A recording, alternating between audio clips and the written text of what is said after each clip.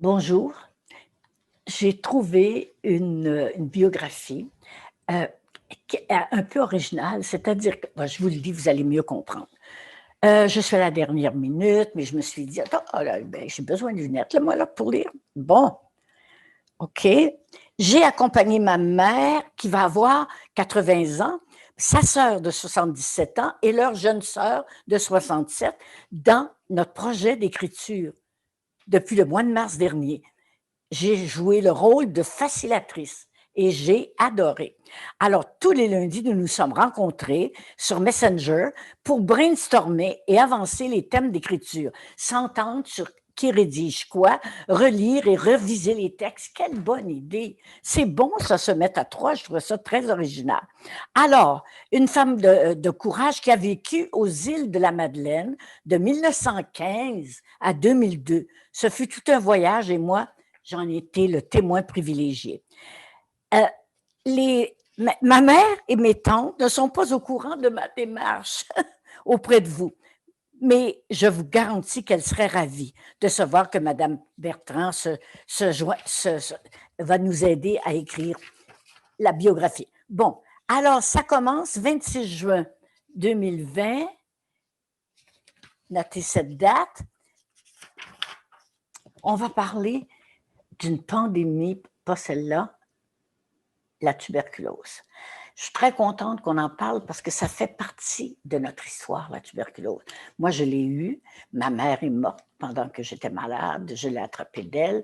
Et moi, j'étais dans un sanatorium et j'étais sûre que j'étais pour mourir aussi parce qu'il n'y avait pas de remède, il n'y avait pas de vaccin, il n'y avait rien. Et vous voyez, je m'en suis sortie. Bon, grandir avec la maladie, c'est pas gai. Notre enfance au Cap-Vert se serait déroulée normalement si la maladie ne s'était pas immiscée dans notre famille. La première fois se vit de 1943 à 1946. Notre grand-père paternel, dont nous partagions la maison, fut atteint d'un cancer, paraît-il. Ensuite, papa fut malade. C'est pourquoi je me rappelle pas beaucoup de lui, mais je sais qu'il nous aimait tellement qu'il a fait le sacrifice de ne pas nous approcher de peur de nous donner sa maladie. Et ça ressemble à ce qu'on vit aujourd'hui. Hein. C'est donc dire que chez nous, on ne s'énervait pas trop. Ça faisait de nous des enfants tranquilles. On ne criait pas fort dans la maison et on n'avait pas besoin de Ritalin pour nous calmer. Évangéline allait avoir 6 ans en juillet. Gisèle, 3 ans en juin. Rénal, un bébé tout neuf du mois de janvier, était bien le seul qui n'avait connaissance de rien au moment de l'annonce fatidique. J'ose à peine nous imaginer, toi et maman, dans le cabinet du docteur Brochu, quand il prononce le mot tuberculose, une maladie infectieuse et surtout contagieuse qui affecte le plus souvent les poumons et pour laquelle il n'y a aucun remède. Ta vie et celle de maman viennent de basculer à 31 et 39 ans respectivement. La tuberculose étant une maladie contagieuse, alors on te présente 2 options.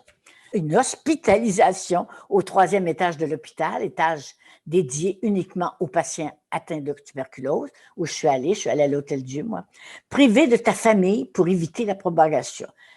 Pendant mes 10 mois de confinement à Sainte-Agathe, mon père n'est jamais venu me voir parce que ma mère était mourante de tuberculose. C'était l'option qu'avait choisie ton ami de Clark City et tu savais qu'il n'en était ressorti que les pieds devant, avec une dette pour sa famille, car contrairement à aujourd'hui, il fallait payer pour les soins de santé. 2. Rester à domicile, malgré tous les risques de contagion, mais au moins ne pas être isolé de ton monde, de ton amour et de tes enfants. Dans les 2 cas, tu savais que tu allais mourir. La streptomycine et d'autres antibiotiques n'ont été utilisés de façon généralisée qu'à partir de 1950. On a oublié, je vous fais des parenthèses, on a oublié à quel point cette pandémie a été mortelle. De 2 mots, l'on choisit toujours le moindre et d'un commun accord avec maman, vous dites adieu à votre vie de couple. Vous faites chambre à part pour être certain que maman ne soit pas atteinte et puisse prendre soin de vous, de nous quand tu ne serais plus là. Tu gardes la chambre pour toi. tandis que maman déménage tous ses effets dans la chambre à côté avec le petit lit de Rénal et celui de Gisèle. Moi, je partage la chambre de tante Ida. Tu manges avant, elle parle à son père, tu manges après et après nous, avant ou après nous. Tu as ton coin d'armoire et ta vaisselle personnelle. Même ton linge est lavé séparément. Tu ne partages plus rien de rien. Ton confinement vient de commencer pour 3 longues années. La distanciation, c'est toi qui la pratiques, sauf quand tu tousses.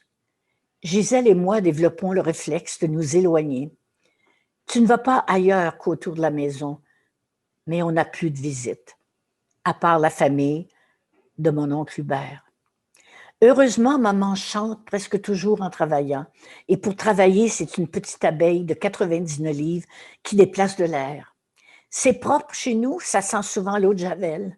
De ton côté, tu fais l'effort d'être bien mis, jamais débraillé. Je te revois passer ton rasoir sur une lanière de cuir pour l'aiguiser et te faire la barbe. Je pense qu'on est heureux malgré tout. Maman était toujours présente pour nous, même si elle devait s'occuper de son mari malade. Il y avait notre grand-mère paternelle ainsi que ta tante Ida qui nous aimait beaucoup. Alors que demander de plus? Puis ta fin approche. Je ne fréquente plus l'école depuis un mois en raison de parents d'élèves qui ont demandé mon retrait de l'école, ayant peur de la maladie pour leurs propres enfants.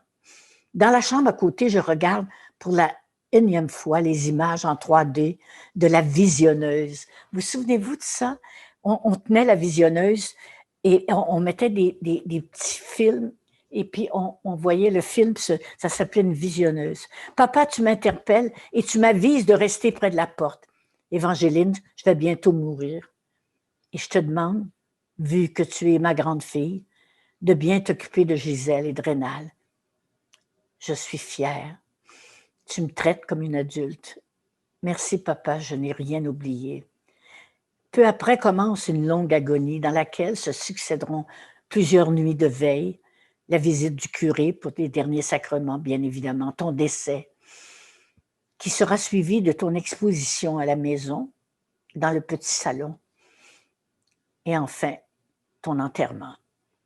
Cher papa, en tout et partout, tu es resté confiné pendant 3 longues années à combattre la maladie.